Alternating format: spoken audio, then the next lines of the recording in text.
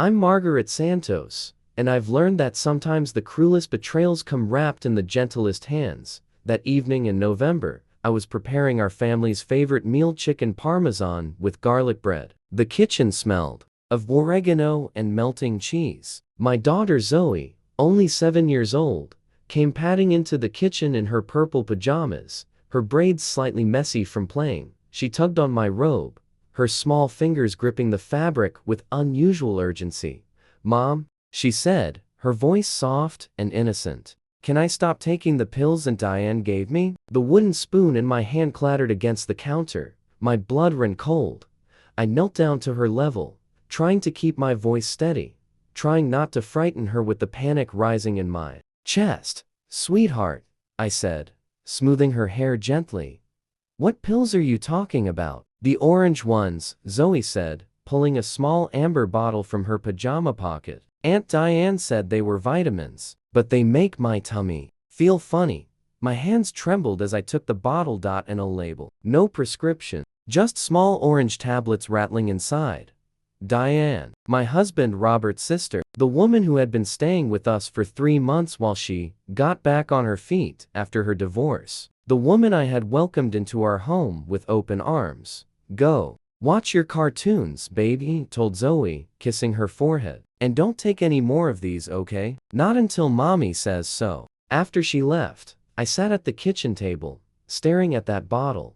Something felt terribly wrong. I called my friend Patricia, a pharmacist at the local hospital. "Pat, I need you to do me a favor," I said, my voice barely above a whisper. "No questions right now. I need you to analyze something for me. Tonight, if possible." The next morning, Patricia called me at work.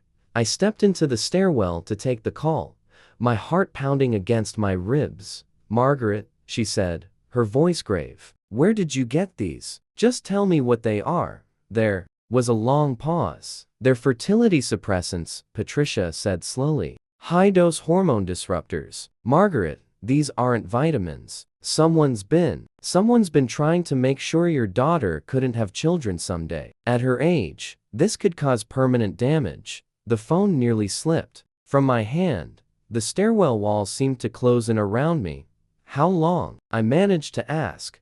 "Based on the dose and your daughter's weight. If she's been taking these regularly for more than a few weeks, there could already be significant harm. You need to get her to a doctor immediately." I drove home in a daze. When I arrived, Diane was in the kitchen, humming as she prepared lunch. Wearing one of my aprons, she looked up with that warm smile I had trusted for months. "Margaret, you're home early. Is everything all right?" I set my purse down carefully on the counter. "Diane," I said, my voice remarkably calm, "where did you get those orange pills you've been giving Zoe?" Her smile faltered for just a fraction of a second. "Pills? Oh, those were just children's vitamins from the health food store." "Why? Which store?" I don't remember the name." "Why are you asking me this?" I pulled the bottle from my purse and placed it on the counter between us. "These aren't vitamins, Diane. These are drugs that could have destroyed my daughter's future permanently." The color drained from her face. For a moment, we stood in silence, the clock on the wall ticking steadily. "I don't know what you're talking about," she whispered. "Don't lie to me," said, my voice rising now. "Not anymore." "Why? Why would you do this to Zoe? To an innocent child?" Diane's eyes filled with tears, but something harder flickered behind them. "You don't understand," she said, her voice breaking. "You have everything. The perfect husband, the perfect daughter, the perfect life. Do you know what it's like to watch that every day when you have nothing? So you decided to poison my child?" "I wasn't trying to poison her," Diane shouted. I just wanted to level the playing field a little. You already have your perfect daughter. You don't need the possibility of more grandchildren someday. You don't need everything while I have nothing." I stared at her, this woman I had considered family. "Get out," I said quietly. "Margaret, get out of my house. Now, before I call the police." "You wouldn't. Robert would never forgive you. I'm his sister." I picked up my phone. "Try me." Diane left that afternoon, but the damage was done. The doctors confirmed that Zoe had suffered some hormonal disruption. though the full extent wouldn't be known for years. She would need regular monitoring, possibly treatment as she grew older. When Robert came home from his business trip, I told him everything.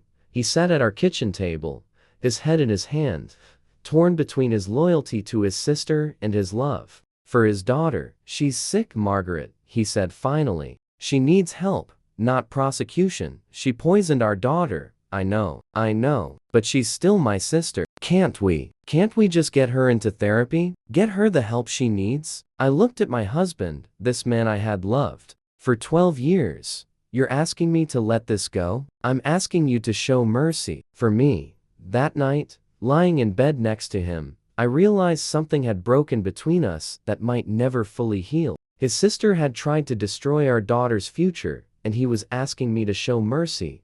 I did report Diane to the authorities, but without her confession, which she refused to give, and with Robert unwilling to support legal action, the case went nowhere.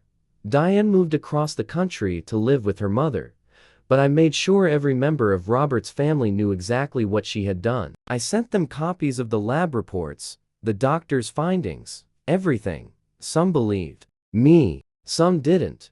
Robert's mother stopped speaking to me for 2 years. 5 years have passed now.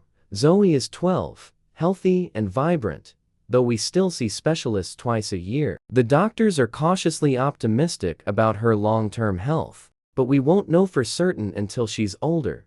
Robert and I are still together, though our marriage bears the scars of that terrible revelation. We rebuilt our trust slowly, brick by painful brick, through counseling and many difficult conversations. He eventually acknowledged that his first instinct to protect his sister over our daughter was wrong. But forgiveness is a process, not an event. Diane sent a letter last year. No apology, just excuses and justifications. I burned it without reading past the first paragraph. I've learned that betrayal doesn't always come from strangers or enemies. Sometimes it comes from the people sitting at your dinner table, sleeping in your guest room, kissing your daughter goodnight. I've learned that kindness without boundaries is dangerous, and I've learned that a mother's first duty is always to protect her children, even when it costs her everything else. That little amber bottle sits in a locked drawer in my bedroom, a reminder of how close we came to losing something precious, a reminder that evil sometimes wears a familiar face and speaks with a loving voice, but mostly, it reminds me that I was strong enough to fight back. And that's a kind of strength I hope I never have to use again.